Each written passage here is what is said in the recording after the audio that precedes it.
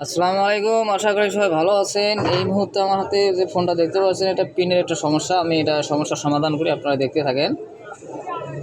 আশা করি ভিডিওটা সম্পূর্ণ দেখলে ভালো লাগবে। যদি ভালো লাগে তাহলে আমার পাশে থাকবেন, না হলে আপনাদের মন ইচ্ছা। তো ভিডিও দেখেন, অবশ্যই ভালো লাগার মতো ভিডিও। বর্তমান প্রত্যেকটা মানুষের কাছেই ফোন আছে, তাই এই ফোনের ভিডিওগুলো অতি গুরুত্বপূর্ণ।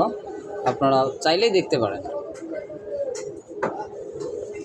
কারণ অনেক জায়গায় আপনারা যান, অনেক জায়গায় যাওয়ার পর ফোন নষ্ট হয়।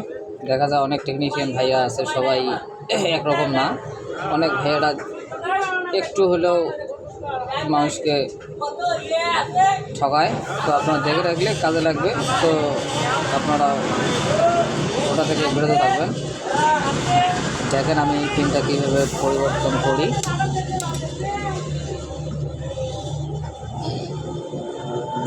ভালো লাগলে আমাকে কমেন্ট শেয়ার দেবেন, না লাগলে দরকার নাই।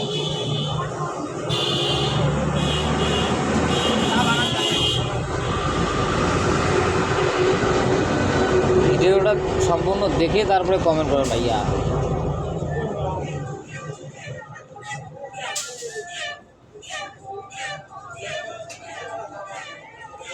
আমার ভিডিওটা যদি কোনো টেকনিশিয়ান ভাইয়ের কাছে যায় বা দেখেন, তাহলে আমাকে কমেন্ট করে জানাবেন যে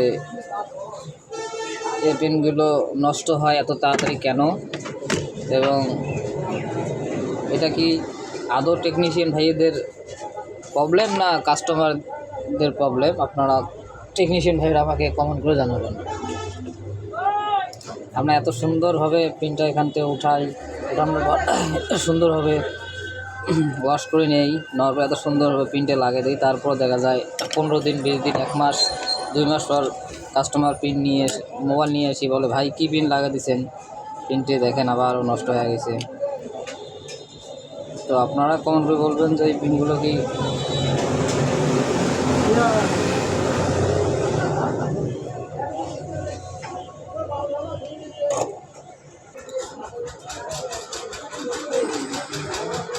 এত সুন্দরভাবে প্রিন্টটা লাগানোর পরও যদি কাস্টমার নিয়ে এসে বলে কোনো টেকনিশিয়ান ভাইকে যে ভাই আপনি কীভাবে প্রিন্টে লাগাই দিয়েছেন, আমার 1 মাস গেল না, 15 দিন গেল না, তাহলে অনেক অনেক খারাপ লাগে ভাই। আমার লাগে, আপনাদের লাগে কিনা জানি না। তো আমি একটা কথা বলতে চাই যে ভাই, প্রত্যেক টেকনিশিয়ান ভাই চায় যে তাদের হাতের কাজটা অনেক সুন্দর করে